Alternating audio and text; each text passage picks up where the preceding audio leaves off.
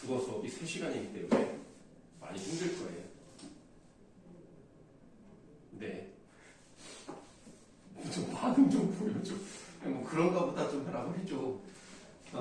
수학이랑 영어에 비해서 한 번 할 때 길기 때문에 좀 힘들어도 좀 잘 버텨주시면 되겠습니다. 처음에는 힘든데 하다 보면 또 괜찮아요. 자, 우리 73쪽이죠? 고시조라고 되어 있는 부분을 보시겠습니다. 우리가 뭐 1학년 때 다 시조 배웠어요. 명칭과 개념이라고 되어 있는 부분에서 첫 번째 줄, 밑줄 좀 하도록 하겠습니다.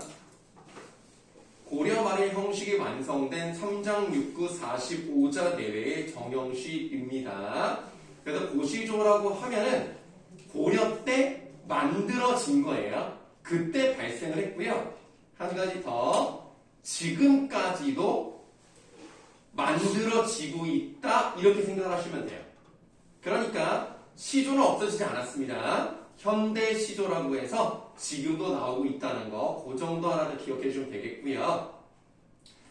다 배우셔서 아시겠지만 혹시 몰라서 설명을 좀 드리면 3장, 세 줄이에요. 6, 9, 하나의 장은 두 개의 구절로 되어 있습니다. 글자 수는 45자니까 이건 더 이상 설명드리지 않아도 되겠고, 정형식.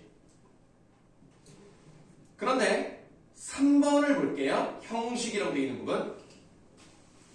3장 6구 45자 내외로 밑줄 하시면 되겠습니다. 3, 4조 또는 4, 4조의 음수율을 기본으로 하는 사음보의 율격을 이룬다. 종장의 음수율은 3, 5, 4, 3의 형태가 많다. 그래서 기본적으로 세 글자, 네 글자가 반복되는 형식, 네 글자, 네 글자가 반복되는 형식, 이렇게 글자 수로 이루어지는 운율을 음수율이라고 하는 거고요. 사음보는 4번 끊어서 읽으면 되는 거죠. 뭐 아시겠지만 다시 한번 설명을 드려봤고요. 종장은 세 글자, 다섯 글자, 네 글자, 세 글자로 끝나는 경우가 많다는 겁니다. 큰 4번으로 가시면 종류가 있는데요. 평시조 동그라미 하세요. 이게 가장 기본적 형식이고요. 두 줄 내려가시면 사설시조 있습니다. 이것도 동그라미 하세요. 이거 다 배우셨을 겁니다. 자, 사설시조 밑줄 해볼게요. 종장의 첫 구절을 제외하고 두 구절 이상이 길어진 것, 대체로 중장이 파격을 이루는 경우가 많다. 보통 중장이 많이 길어집니다. 자, 5번 내용을 보실 건데요. 첫 번째 1번에 조선 전기는 밑줄 할게요. 유교적 충의사상 또는 강호한정, 이 두 가지 유형이 많습니다. 즉 임금에 대한 충성을 얘기하는 게 많고요. 자연 속에서 한가로운 정서를 누리는 강호한정의 자세를 노래하는 것도 많습니다. 그러다가 뒤로 가면 갈수록 조선 후기에는 어떤 게 나오는지 밑줄 먼저 치겠습니다. 평민의식의 각성과 산문정신의 발로로 사설시조가 등장하여 실제 생활에서 우러나오는 진솔한 감정을 표출했습니다. 그래서 조선전기와 조선 후기가 좀 다른 형태로 가고 있다, 이렇게 보시면 되겠습니다. 그러고 보니까 오늘 마이크를 한 번도 안 썼네. 선생님의 목은 소중하니까 마이크를 해야 되는데 너무 열심히 수업하다 보니까 까먹었어. 마이크 하고 있습니다. 선생님은 어제도 6시간 수업했고 오늘도 6시간째 수업하고 있고 이따 3개를 더 해야 돼.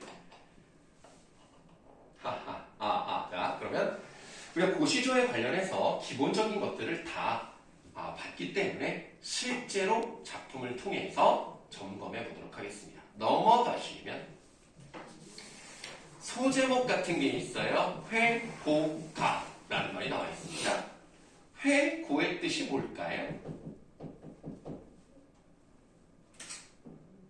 그렇습니다. 과거를 떠올리는 노래, 이렇게 해석하시면 돼요. 그러면 시조는 언제 나왔다고요? 고려 때 나왔다고요. 그러면 고려 때 형식이 완성이 된 건 맞지만 그렇다고 한다면 고려 다음 나라가 뭐였죠?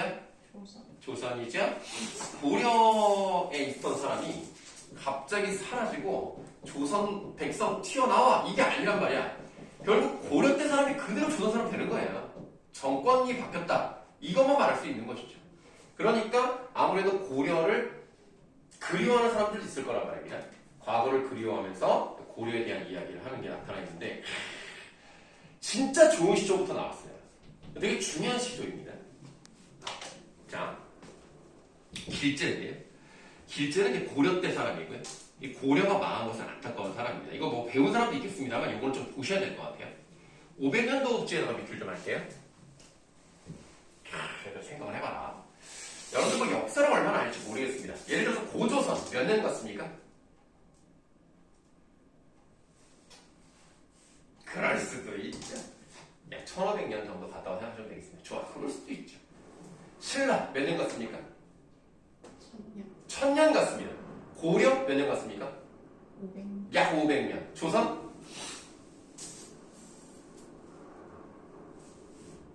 약 500년.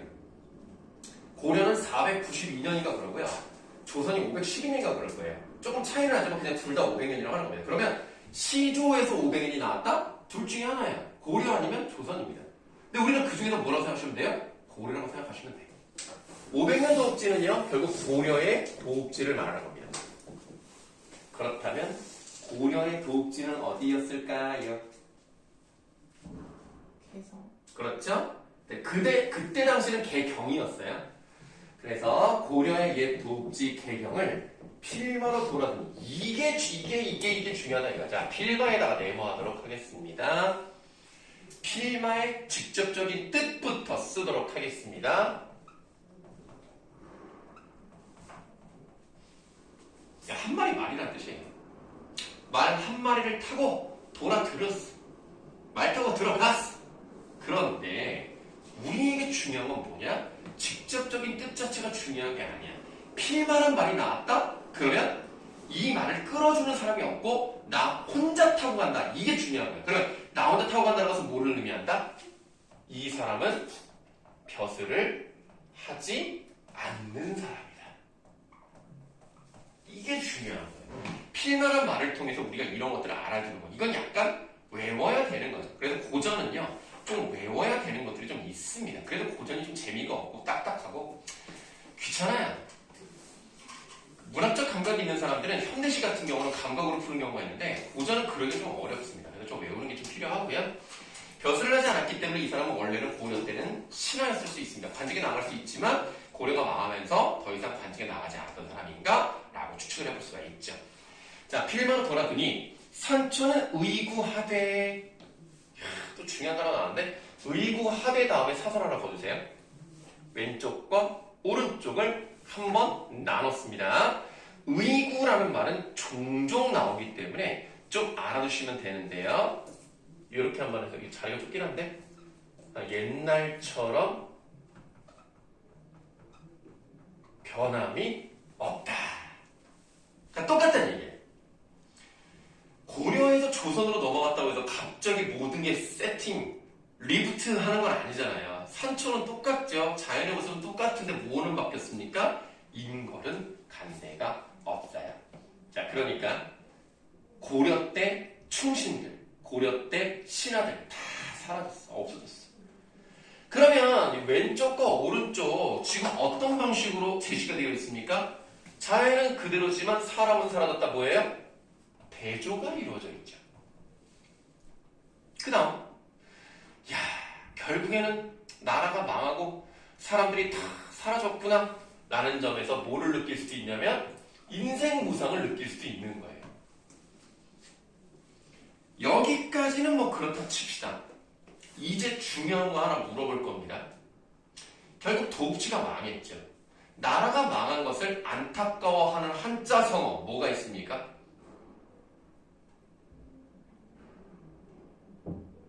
알겠습니다. 자, 알아두면 좋습니다. 어떻게 생각하시면 되냐면 지금 여기 도읍지에 와서 터를 보고 있는데 터가 무너져 있고 사람이 없어.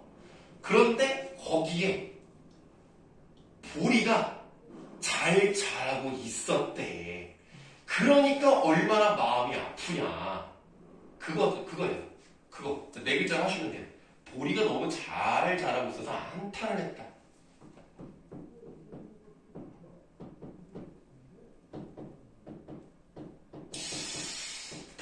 보리, 그 한자 있잖아, 보리.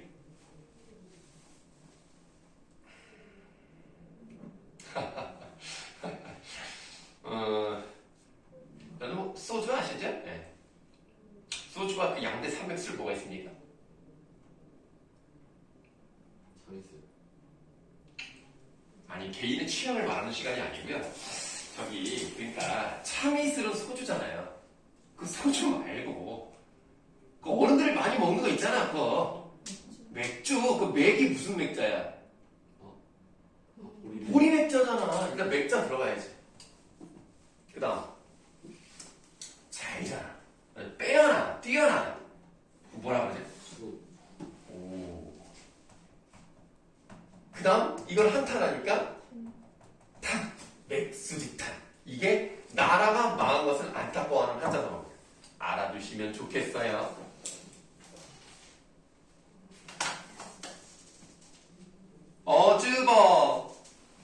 어즈버 바로 감탄사 나왔고 태평연월이 꿈이런가 하노라. 고려 때 참 좋았는데 이제는 다 망했구나. 꿈이었나 보다. 이런 얘기를 하고 있는 겁니다. 고려 왕조의 멸망을 슬퍼하는 내용이다. 이렇게 보시면 되겠습니다. 어렵지 않아요? 네, 좋아요. 자, 그런데 요것보다 조금 더 수준이 있는 다음 시조를 볼게요.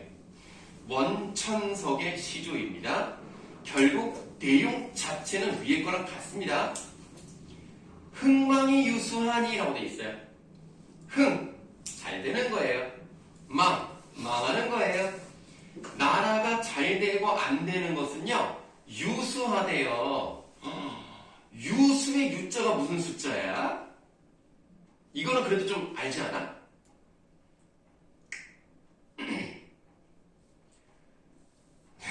아니, 뭐 몰라도 되긴 하는데, 좀 많이 모르긴 해요. 아니, 유자 정도는 알지 않나? 이슬유입니다. 그럼 수는 무슨 수예요? 여러분들이랑 굉장히 관련이 깊은 건데, 이거. 세수. 아, 좋습니다. 그 수학할 때. 예. 근데, 그러면, 나라가 잘 되고 망하는 게 수학이 있다, 뭔 말이 안 되잖아요. 여기서 수가 뭐냐면, 운수예요, 운수. 나라가 잘 되고 나라가 안 되는 건 다 운수가 정해져 있는 겁니다. 그러니까 언젠가는 나라가 망하는 건 당연할 수도 있는 거예요. 그렇기 때문에, 만월 때도 추초로다.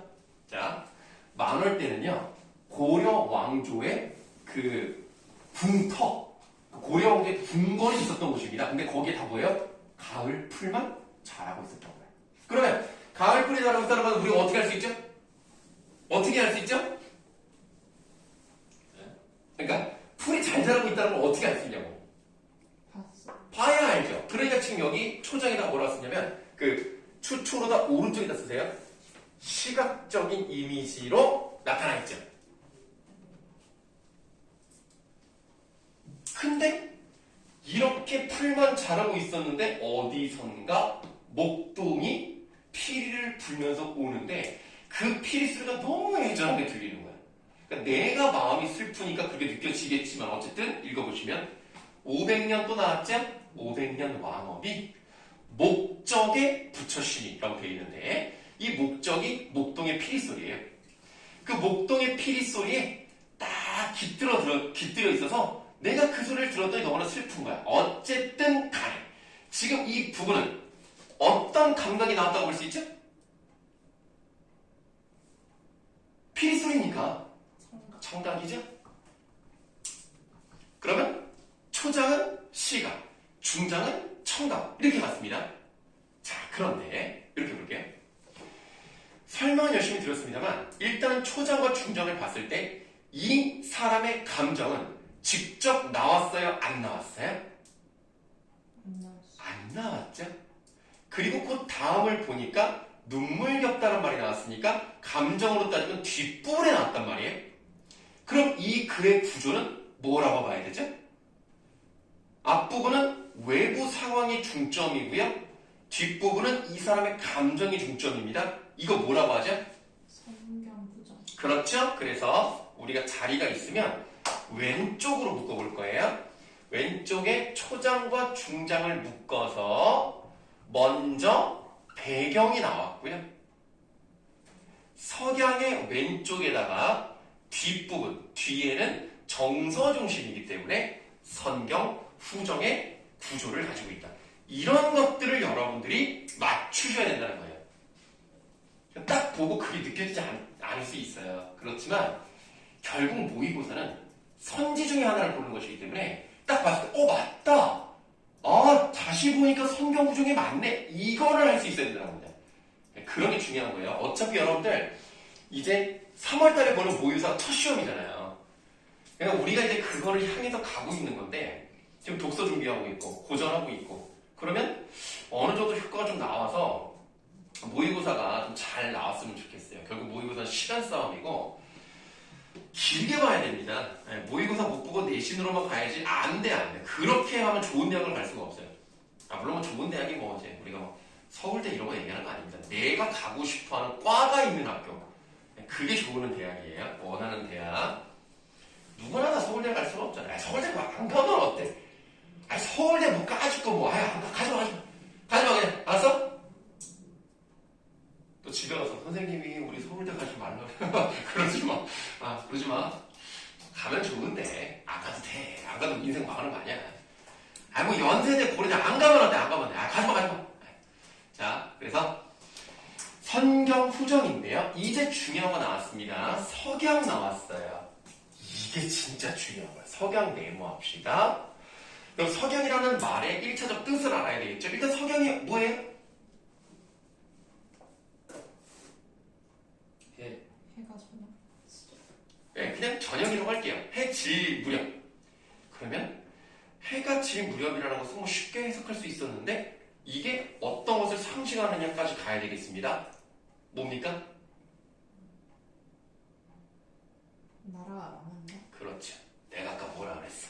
하늘에 있는 유일한 거 해, 달, 북극성. 해가 쳐. 왕조가 무너진 거야. 그렇기 때문에 이 석양이라는 것은 고려 왕조의 몰락이다. 그래서 이런 것들 찾아내는 게 중요한 거고요.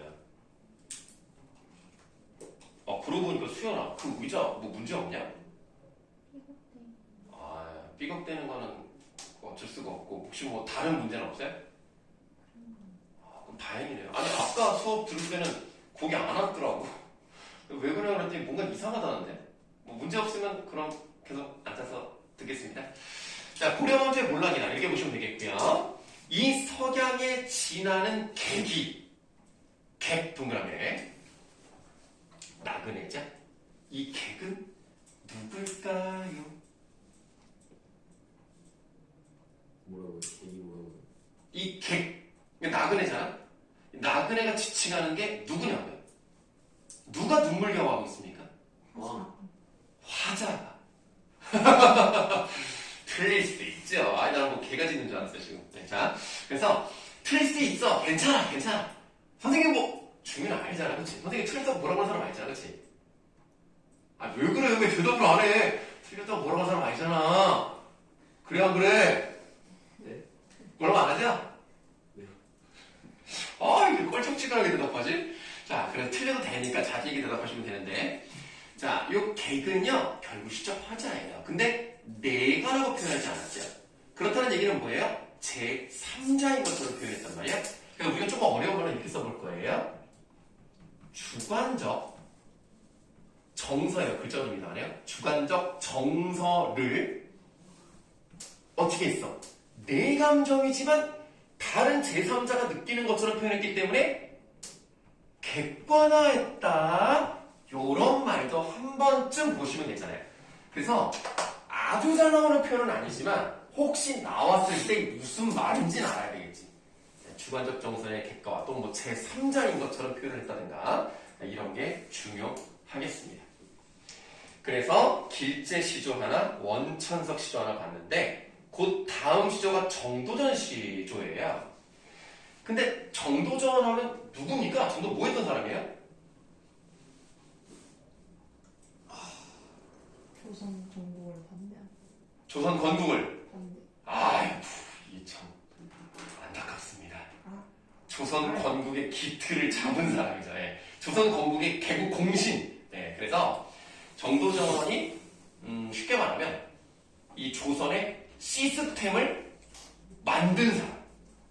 물론 왕은 이씨 집안이었지만 그 밑에서 모든 이렇게 스케치를 하고 이 디자인을 한 사람. 이게 바로 정도전입니다. 그러다 나중에 이방원이랑 뜻이 안 맞아서 결국 죽음을 당하긴 하는데요. 정도전 입장에서도 물론 정도전도 고려 사람이지만 정도전 입장에서 고려가 망한 게 한편으로는 뭐 잘 되지 않았습니까? 그래서 뭐 개인적으로는 안타까워할 수 있지만 어쩌겠냐 이거예요. 뭐 시대의 흐름이 그런 걸 어쩌겠어. 내가 뭐 신경 쓰지 말자. 이런 내용의 시조기 때문에 별로 중요하진 않습니다. 그래서 요거는 그냥 넘어가도록 할게요. 쌤. 네. 풀어보세요. 아, 예, 굉장히 진지하게 물어봐요. 파파오세요. 네.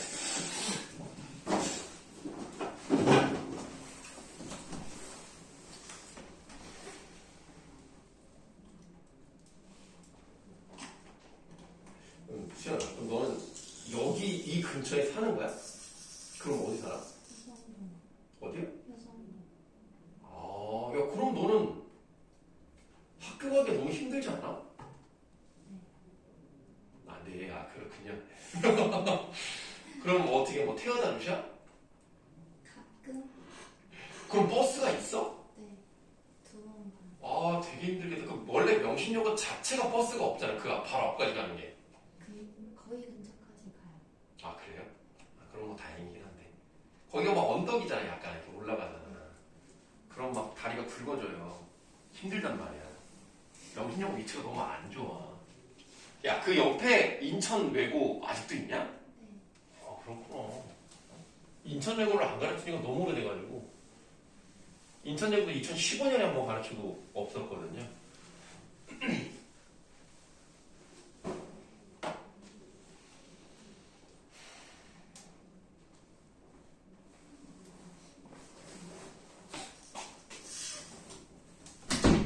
자, 그러면 이제 우리가 세부관은 이제 거기서 마무리를 하시고 기계, 호기를 보실 건데 요거는 그렇게 중요하진 않습니다만 그 첫 번째 나와 있는 시조의 작가가 누구입니까?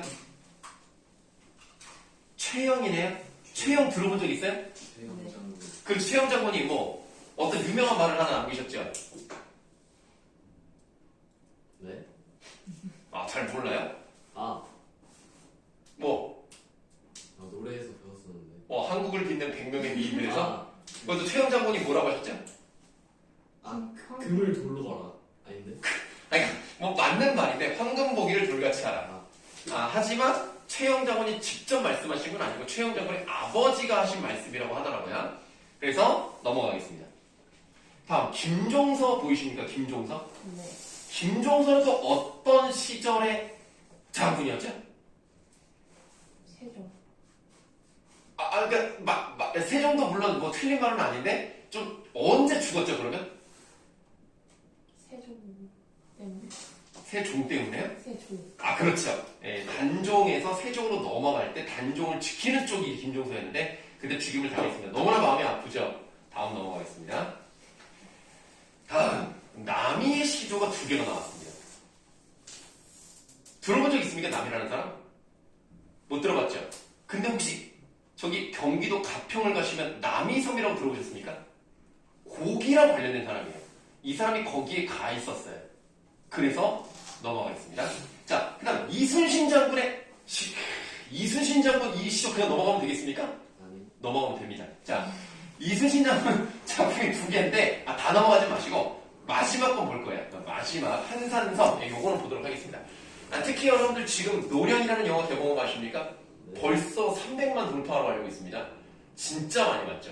서울의 봄과 거의 비슷한 속도로 가고 있어요. 그러면 서울의 봄이 지금 1100만 명이 넘었거든요. 요것도 1000만 명은 보지 않을까. 그래서 올해 연말에 개봉한 영화 2개가 연달아 1000만이 나올 가능성이 있습니다. 근데 선생님 개인적으로 그 명량도 받고 한산도 봤는데 나는 좀 재미가 없더라. 나는 좀 지루하던데. 그래서 노량도 별로 기대가 안 돼서 안 보려고요. 안 볼 거예요. 네, 그냥 개인적인 얘기였습니다. 네, 그럼 넘어가서 자 이순신 시조 한번 보도록 할게요. 한산성. 그러니까 딱 우리 이게 뭐가 떠올라요? 유명한 거 보이잖아. 한산하면 딱 뭐가 떠올라? 한산대죠. 그렇지. 한산대첩이 떠오르겠죠. 그때쯤 썼던 거라고 보시면 되겠습니다. 한산성 달 밝은 밤에 수루에 혼자 앉아. 그러니까 이제 그 적이 오는지 그렇지 않은지 그 높은 곳에서 봐야 되지 않습니까? 그 성 위에 무각이 하나 있단 말이에요. 거기 혼자 앉아서 큰 칼을 옆에 차고 깊은 시름을 할 정. 깊은 시름에다가 네모할게요. 그 왜 이런 깊은 시름이 있습니까? 아무래도 임진왜란이 일어났으니까 국난에 국난에 대한 걱정이 나타나는 거죠. 당연한 얘기고요. 그런데 초장 중장을 봤더니 이 부분은 나름 공직자로서의 모습이 나왔잖아요. 혼외하고 나라 걱정하고 그렇기 때문에 초장과 중장을 왼쪽으로 두 줄을 묶으셔서 이 부분은 공인, 다시 말하면 무관, 공인으로서의 모습이 좀 나타나 있다. 이렇게 해석을 해볼 수가 있겠고요. 근데 마지막 한 줄은 좀 다른 내용이 나오는 건데요. 어디서 일성호가는 남의 애를 뜯나니 라고 되어 있습니다. 일성호가의 뜻은 밑에 나와 있어요. 한국조의 피리소리라고 되어 있습니다. 여기도 뭐 청각적 심성이 나와 있습니다만 일단 그거는 쓰지는 않을 거고요. 그 피리소리를 딱 들으니까 애가 끊어진다 라고 표현합니다. 여기서 애는 무엇일까요? 이거 알아두면 좋습니다.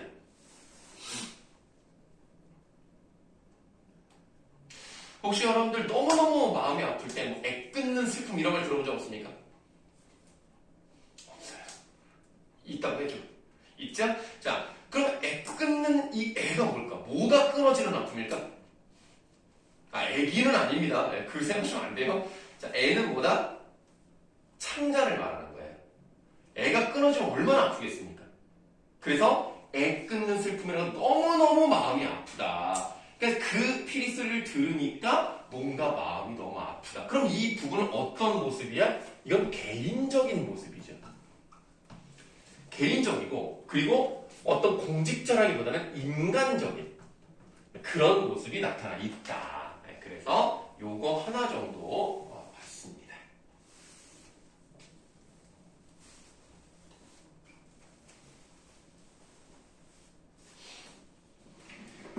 자, 뭐 후기, 기계, 뭐 이 부분은 그게 중요한 부분은 아니어서 그냥 다 많이 넘어가시면 되는 거고요. 다음 연군 충절 우국 한번 보도록 할게요.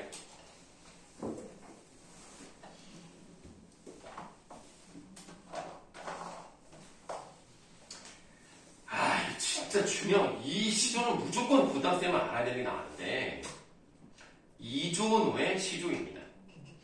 여러분 혹시 신돈이라고 들어봤습니까?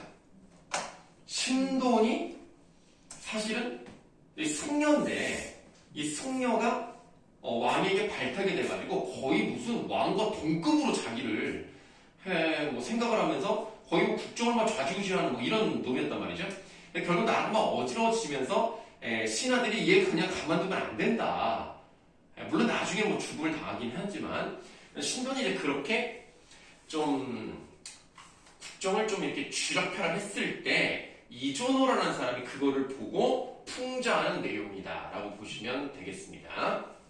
이거 좀 중요한데 구름이 무심탄 말이 아마도 허랑하다라고 돼 있어요. 자, 무심이라는 말은 우리가 평소 현대적으로 사용하면 아우 쟤는 좀 너무 무심하다라는 말을 할 때는 애가 좀 정이 없고 애가 좀 남에게 신경을 안 쓴다 이런 생각을 많이 하는데 고전에 나오는 무심이라는 말이 나오면 어떻게 해석을 해야 되냐면 욕심이 없다라고 해석을 해야 됩니다. 이건 되게 중요합니다. 욕심이 없어? 구름이 욕심이 없다는 말이 있는데 이거 허랑한 말이야. 다시 말하면 믿기가 어렵고 허무맹랑한 말이다 라고 생각합니다. 그러면 이 시적 화자가 봤을 때 구름이라는 것은 좋은 거예요? 나쁜 거예요? 나쁜 거예요.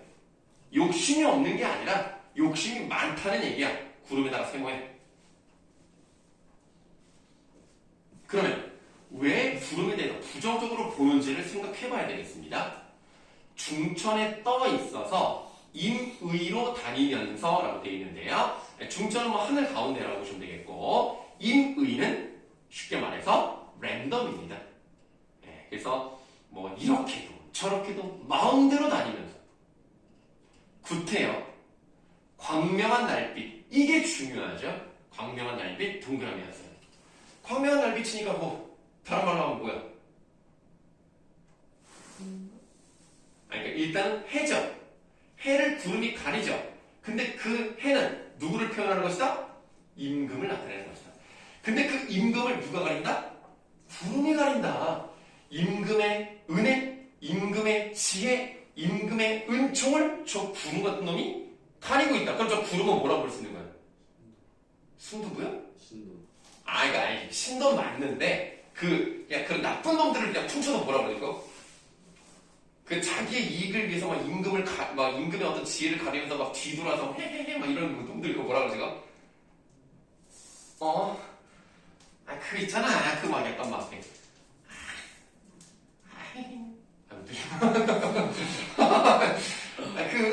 그 임금님 하면서 막 아이고 예 뭐 그렇습니다 라고 돌아가 내시 말고 해가지고 이렇게 막 사실은 내가 이렇게 하려고 그랬지 하면서 막 지 하고 싶은 대로 다 하는 그 나쁜 놈들 그 둘자로 뭐라 그래 그거 간신이죠. 간신입니다. 그래서 이 구름은 신동과 같은 간신을 풍자하는 내용입니다.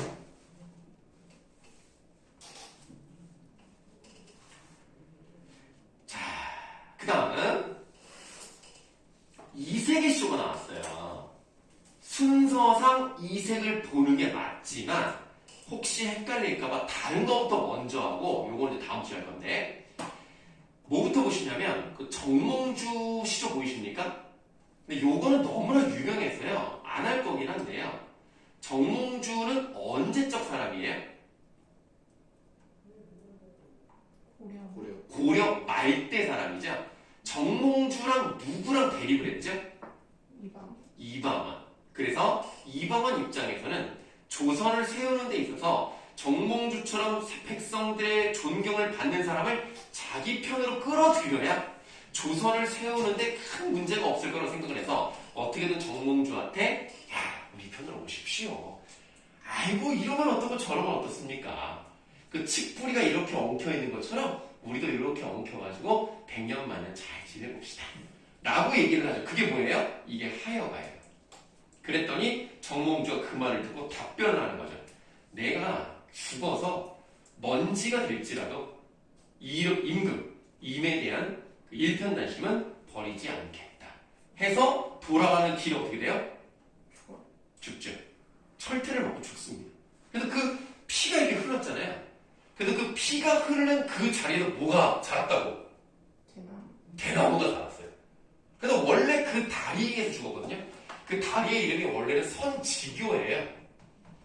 근데 대나무가 자란 이후부터 이름이 바뀌어요. 뭘로 바뀌어요? 선주교로 바뀝니다. 이거 지금 어디 있겠어요? 선주교?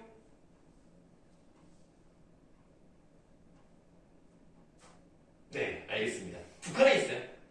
근데 이 북한에서 하는 얘기는 좀 많이 믿지 못하겠지만 아직도 핏자국이 있다.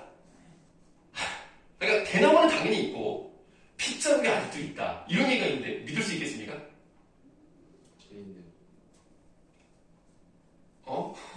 내가 만든 얘기는 아니야. 얘네들이 그렇게 주장을 해. 아니 핏자국이 있고 비가 오면 더 선명하게 잘 드러난대. 그렇다고 하더라고요. 그래서 뭐 어쨌든 정몽주 피가 되게 진한가 봐. 자, 뭐 그래도 그냥 넘어갈 거고요. 자, 이제 원천석 시조 하나 보면 될 것 같습니다. 좀 선생님이 좀 시계를 보고 있긴 한데 핸드폰 시계가 없어서 혹시 지금 몇 분이냐? 45. 그럼 이거 하나 딱 하면 오늘 수업 마칠 수 있겠습니다.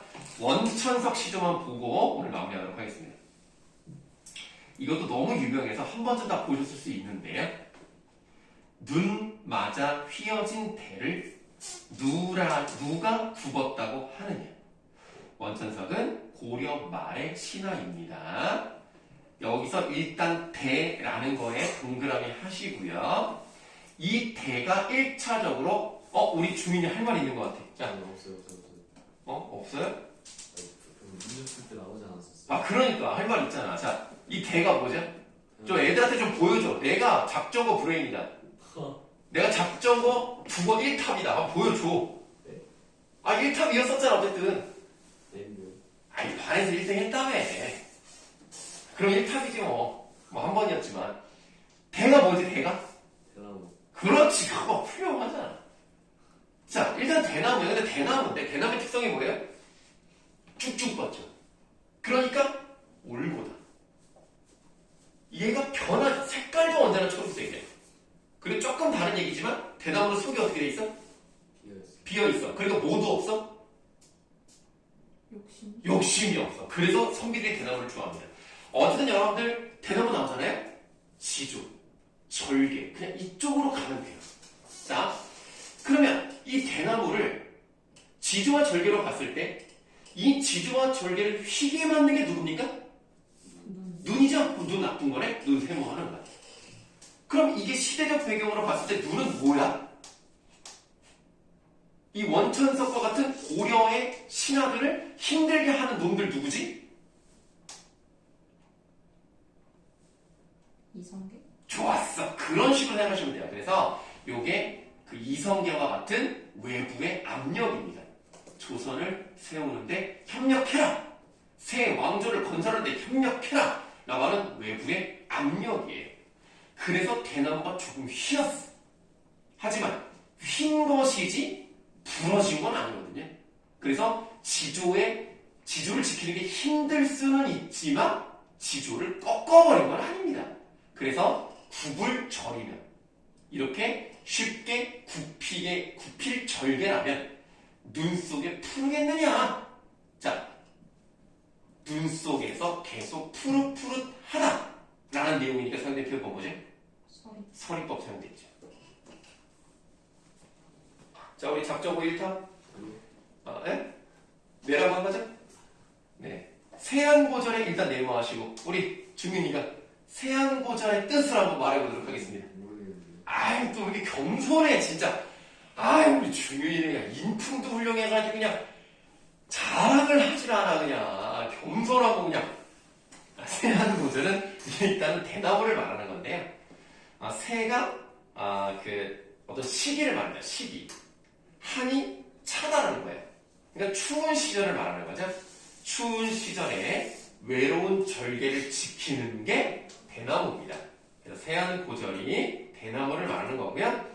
그 세안고절, 그렇게 지조를 잘 지키는 건 누구밖에 없다? 너밖에 없다. 여기서 너는 누구죠? 맞아. 그러니까 직접적으로 누구를 가리키는 거죠, 지금? 대나무를 가리키는 겁니다. 대나무한테 너라고 했기 때문에 의인화가 사용됐다고 보는 거예요. 물론 1차적으로는 대나무를 얘기하는 것이지만 사실은 자기에 대한 얘기를 하는 거죠. 나도 저렇게 대나무와 같이 절개를 지키겠다. 이 얘기를 하고 있는 건 맞습니다. 근데 그건 2차적인 해석이 되는 거죠. 이렇게 해서 우리가 시조도 좀 봤습니다. 시조 부분은 문제가 없어요. 그래서 문제를 하실 건 없고요. 우리 향가 부분에서 아까 배웠던 부분 있잖아요. 찬기파란가랑 안민가 여기 부분 하시는 거고. 그러면 이제 독서 숙제만 알려드리면 오늘 숙제 다 나가는 거죠. 독서 숙제는 저기 핸드폰에 있기 때문에 영상을 좀 끄고 알려드리도록 하겠습니다.